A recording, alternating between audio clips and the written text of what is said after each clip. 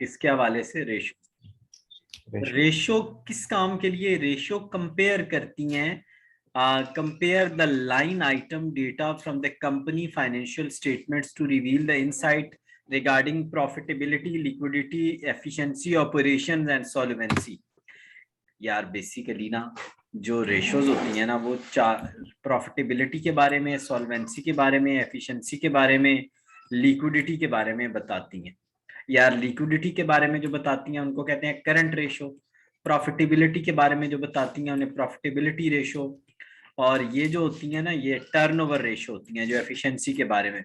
Solvency के बारे में हमें बताती हैं वो डेट टू इक्विटी रेशो, वो वाली, उन्हें हम बोलते ही सॉल्वेंसी रेशो है। इंडेक्स एनालिसिस क्या होता है? हसन, आप एक साल को बेस बना के दूसरों को उसके साथ कंपेयर करते हैं और उसको हम कहते हैं इंडेक्स एनालिसिस। और differential analysis involve the different cost and benefit that would be arise from the, यानी हम डिफरेंट कॉस्ट और बेनिफिट लेते हैं और देखते हैं कि इनका आपस में क्या रिलेशनशिप बन रहा है। ठीक हो गया। अब हम आते हैं कॉमन साइज एनालिसिस, इसको हम वर्टिकल एनालिसिस भी बोलते हैं। हसन, इसको हम वर्टिकल एनालिसिस भी बोलते हैं, कॉमन साइज एनालिसिस को। ठीक हो गया। अच्छा, जो होता है ना हमारा कॉमन साइज एनालिसिस दोनों का होता है, बैलेंस शीट का भी होता है और इनकम स्टेटमेंट का होता है। जो इनकम स्टेटमेंट का कॉमन साइज एनालिसिस होता है उसमें सेल्स को हम एज अ बेस लेते हैं, हम सेल्स को बेस बनाते हैं या इनकम को हम बेस बनाते हैं। इनकम स्टेटमेंट में हम किसको बेस बनाते हैं? सेल्स को या रेवेन्यू को। ट्रेंड एनालिसिस क्या होता है? ट्रेंड एनालिसिस हमें क्या बताता है? To predict the future prices, यानी अगर इस साल 5% बढ़ी हैं कीमतें, पिछले साल 5%, उससे पिछले साल 5%, तो अगले साल भी 5% बढ़ेंगी। इसको कहते हैं ट्रेंड एनालिसिस। और रिस्क एनालिसिस होता है कि हम देखते हैं कि is the likelihood of adverse event, जो बुरे इवेंट्स होंगे, कोई भी बुरा इवेंट हो सकता है, अर्थक्वेक हो सकता है, उसका हमारी इन्वेस्टमेंट पे क्या इम्पैक्ट आएगा। Relative analysis using ratios. तो रिलेटिव एनालिसिस मैंने आपको क्या बताया था सर? आपने ये बताया था कि जब ratio is defined comparison between two quantities, जब दो क्वांटिटीज के दरमियान कोई रिलेशन बनता है तो उसको हम कहते हैं रिलेटिव एनालिसिस। सर वो रिलेशन कैसे बनता है? एक डिनोमिनेटर में ऊपर आ जाती है, एक नीचे आ जाती है। ठीक है, न्यूमिनेटर। मसलन हसन, ग्रॉस प्रॉफिट ऊपर, सेल्स नीचे, तो ये दोनों के दरमियान क्या बन गया? रिलेशन बन गया। इसको कहते हैं रिलेटिव एनालिसिस। इसको क्या कहते हैं? रिलेटिव। अब इसमें जो पहली रेशियो है वो है लिक्विडिटी। लिक्विडिटी रेशियो हमें बताती है कि कंपनी के पास कितना कैश है और कंपनी की कितनी एबिलिटी है कि वो अपनी शॉर्ट टर्म लाइबिलिटीज को इजीली पे कर लेंगी। लिक्विडिटी रेशियो ये बताती है। टर्नओवर रेशियो बताती है कि कंपनी के ऑपरेशंस कितने स्ट्रांग हैं, कंपनी कितनी जल्दी चीजें बनाती है फिर उनको बेचती है और वहां से कैश रिकवर करती है। इसको कहते हैं टर्नओवर करना। ठीक हो गया। लेवरेज रेशियो, कंपनी के टोटल पैसे में कितना लोन है वो कौन बताती है? Leverage ratio. डेट, कितना लोन है कंपनी के टोटल पैसे में, वो लेवरेज रेशियो बताती है। कवरेज रेशियो, कवरेज रेशियो ये बताती है कि कंपनी के जो डेट हैं, डेट पे जो हमने इंटरेस्ट पे करना है वो प्रॉफिट, प्रॉफिट उसका कितने टाइम्स है।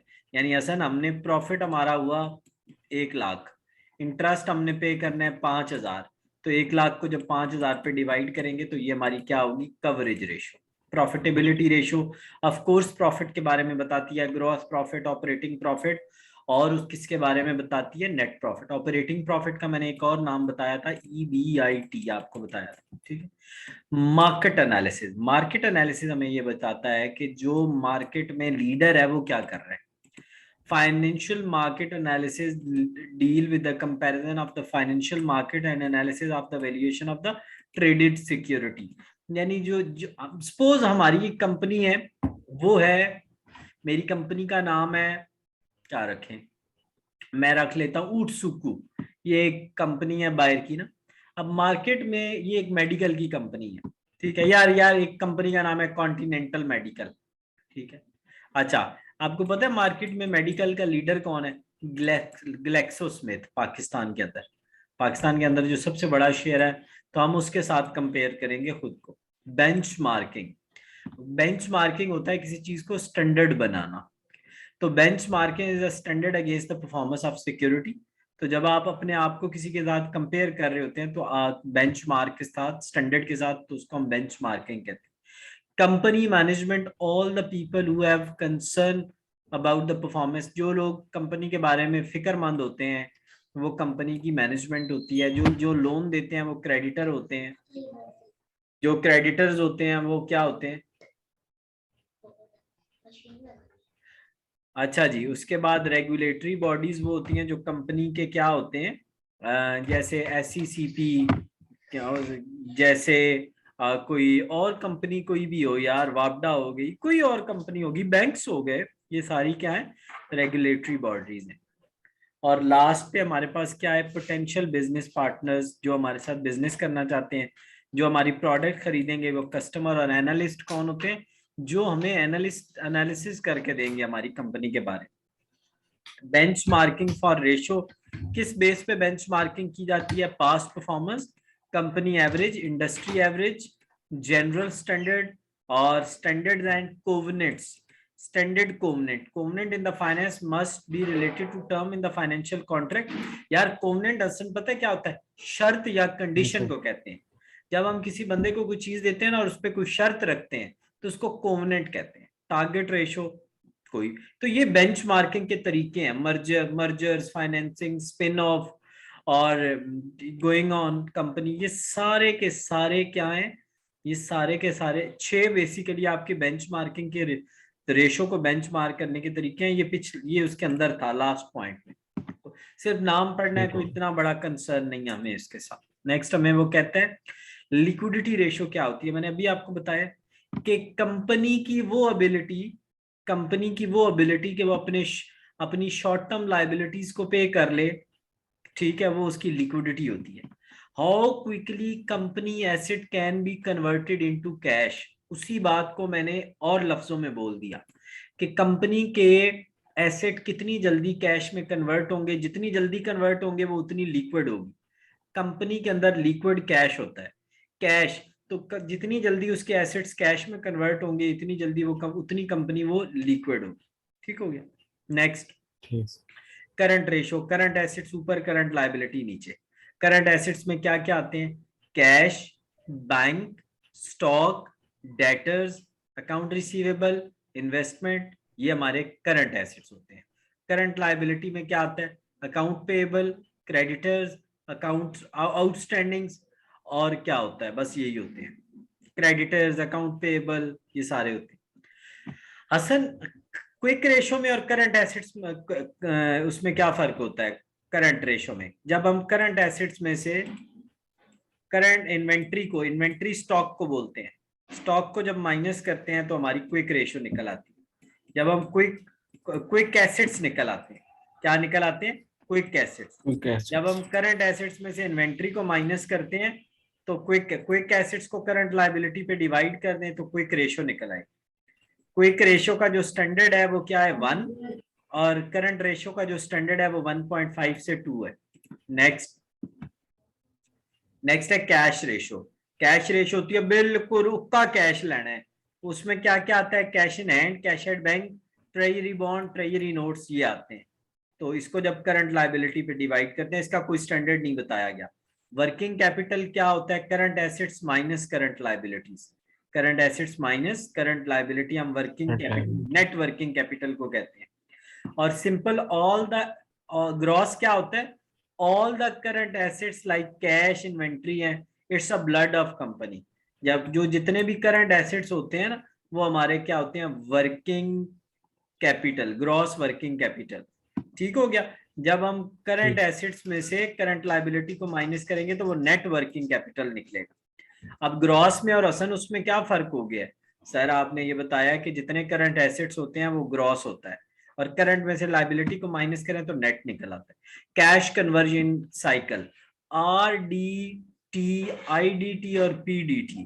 देखिए, पहली बात तो ये है कि R ये आपके पास दिया गया है, ये आपको दिया गया है जी, आपके पास CCD क्या है? Cash conversion cycle. अब इसमें हसन एक मिनट ठहरो, RDT ये तो है मुझे लगता है ट्रेड साइकिल, ना receivable trade debt, receivable trade, और ये है आई पता नहीं किसको अब रिप्रेजेंट कर रहा है ऐसा, ठहरो, प्लस इन्वेंट्री है, ये इन्वेंट्री है शायद, इन ये I for, are for receivable है, आई फॉर इन्वेंट्री है, और ये पी फॉर पेएबल है, और ये टिल डेट है, टिल डेज है असल, ये नंबर ऑफ डेज है, यानी रिसीवेबल के डेज, इन्वेंट्री के डेज, इन दोनों को ऐड करके पेएबल के डेज को माइनस करना है, तो कैश कन्वर्जन साइकिल निकल आए। समझ आ गई कि कैसे निकला? ठीक हो गया। चलो नेक्स्ट, नेक्स्ट हमें वो कहता है कि ये देखो ना, ट्रेड ऑपरेटिंग साइकिल, ये कैसे निकलेगा?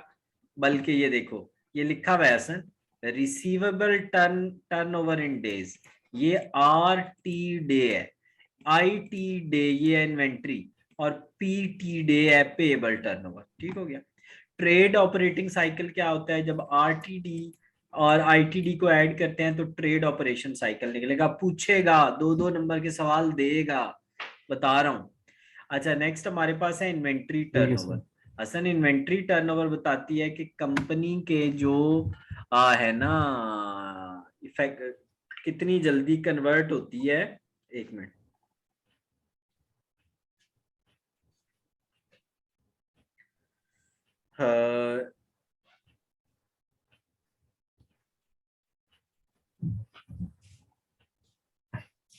एक मिनट असल,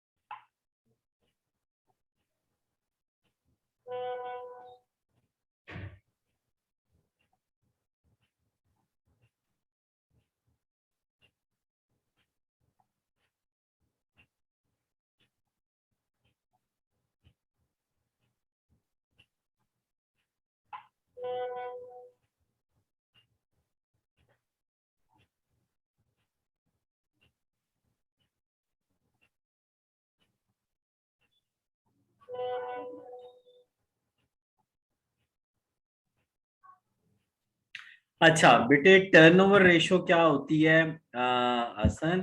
स्टॉक कितनी जल्दी, यानी जब हम सीजीएस को डिवाइड करते हैं हसन, ये देखो नीचे हमारे पास रिसीवेबल टर्नओवर, ये क्या होता है? जब हम क्रेडिट सेल्स को अपने डेटर्स पे डिवाइड करते हैं ना, तो हमारा क्या निकल आता है हसन? Receivable turnover.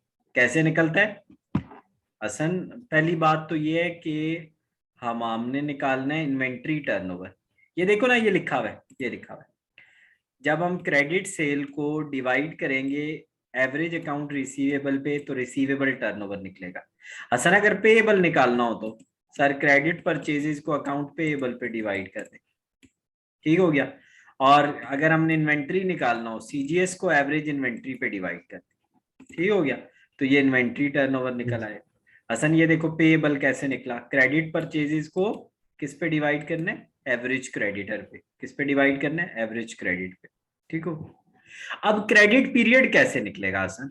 सर जब हम 365 को पेएबल टर्नओवर पे डिवाइड करेंगे तो क्रेडिट पीरियड, और जब हम पेमेंट पीरियड हमने निकालना होगा, क्या निकालना होगा? Payment period. पेमेंट पीरियड, ठीक है। मुझे लगता है यार असल हम कोई उसमें वो कर रहे हैं। हाँ ठीक है, एवरेज पेमेंट पीरियड का ये फार्मूला है जो मैंने अभी बताया है, 365 divided by average, average payable turnover. और अगर हमने निकालना हो रिसीवेबल, असल रिसीवेबल निकालना हो सर, 365 को एवरेज रिसीवेबल टर्नओवर पे डिवाइड कर, किस पे डिवाइड करने? Average receivable turn. नेक्स्ट है एसेट टर्नओवर। असल सेल्स ऊपर एसेट नीचे, बस यही याद करना है, सेल ऊपर एसेट नीचे। ठीक है। नेक्स्ट ये हमें कवरेज रेशो मैंने आपको बताई नहीं थी अभी थोड़ी देर पहले, कि EBIT को जब इंटरेस्ट पे डिवाइड करेंगे, EBIT क्या होता है सर? आपने कहा था earning before interest and taxes, और इसका नाम मैंने एक और बताया था, ऑपरेटिंग प्रॉफिट। क्या बताया था उसने? Operating profit. फाइनेंशियल लेवरेज क्या होती है? अब ये नई रेशियो सॉल्वेंसी वाली स्टार्ट हो गई है। ये देखो ना, नंबर 1 आया है इसके साथ, अब सॉल्वेंसी वाली स्टार्ट हो गई है, वो पहले वाली खत्म हो गई है। बल्कि मुझे लगता है ये सॉल्वेंसी हमारी यहाँ से असन शुरू हो रही है, टर्नओवर के बाद, टर्नओवर तक वो खत्म हो गई ना, अब हमारी नई यहाँ से शुरू हो। ठीक है, वैसे सॉल्वेंसी रेशो में आती है ये वाली रेशो, ठीक है, जो ऊपर थी। अच्छा, जब हम टोटल डेट को डिवाइड करते हैं, हसन यहाँ लिखा भी होगा, इक्विटी पे, ये टोटल डेट को, तो इसको हम कहते हैं डेट टू इक्विटी रेशो। क्या बताती है? लेवरेज होती क्या है सर? आपने कहा था टोटल इन्वेस्टमेंट में कितना डेट है, वो हमें कौन बताती है? Financial leverage. टोटल इन्वेस्टमेंट में कितना डेट है, वो हमें कौन बताती है? लेवरेज। तो ये डेट टू इक्विटी का फार्मूला। डेट आप जानते हो क्या होता है? डेट के अंदर क्या शामिल होता है सर? उसके अंदर debentures, bonds, mortgage, debentures, bonds और मॉर्गेज शामिल होते हैं। बड़े बड़े लोन जो होते हैं बड़े लंबे अरसे के लिए। और इक्विटी में क्या होता है? कल पढ़ा नहीं था सर? कैपिटल, रिजर्व, प्रॉफिट और रिटेन अर्निंग, कल पढ़ा नहीं था। ठीक है, अब आ गई हमारी प्रॉफिटेबिलिटी रेशो। प्रॉफिट असन नेट प्रॉफिट ऊपर और सेल्स नीचे, तो नेट प्रॉफिट रेशो आ जाएगी। और ग्रॉस प्रॉफिट ऊपर, सेल नीचे, तो ग्रॉस प्रॉफिट रेशो आ जाएगी। ये देखो असन, यहाँ से वो शुरू कर रहा है, ये देखो। ठीक है, लेकिन एक चीज हसन आपने बहुत अच्छे से याद करनी है यार, पता है वो क्या है? वो जो मैंने कल आपको फॉर्मेट नहीं बताया था, यहाँ तक बस आपकी रेशियोज एंड हो जाती है मेरे ख्याल में। इसके बाद कोई खास थोड़ी थोड़ी हैं अभी मेरे ख्याल में, लेकिन इसको हम नेक्स्ट लेक्चर में करेंगे। लेकिन एक चीज का आपने बहुत वो जो है ना ख्याल रखना है, पता है वो क्या है? मैं आपको बताता हूँ। आपको पता होना चाहिए हसन के, सेल में से हम जब कॉस्ट को माइनस करते हैं तो क्या आता है? सेल्स में से जब कॉस्ट को माइनस करते हैं तो क्या आता है? सीजीएस को माइनस करते हैं तो ग्रॉस प्रॉफिट। ग्रॉस प्रॉफिट में से जब ऑपरेटिंग एक्सपेंसेस क्या माइनस करते हैं? ऑपरेटिंग एक्सपेंसेस, तो ऑपरेटिंग प्रॉफिट आता है। ऑपरेटिंग प्रॉफिट को कहते हैं EBIT। क्या कहते हैं? EBIT। EBIT में से इंटरेस्ट माइनस होता है तो EBT निकल आता है, EBT निकल आता है। अर्निंग बिफोर टैक्स, इसमें से टैक्स माइनस होता है तो निकल आता है नेट इनकम या नेट प्रॉफिट। ये आपको याद होना बहुत जरूरी है। ये जो मैंने यहाँ लिखा है ना असन, EBT, ये जो मैंने EBIT, ये EBT लिखा है।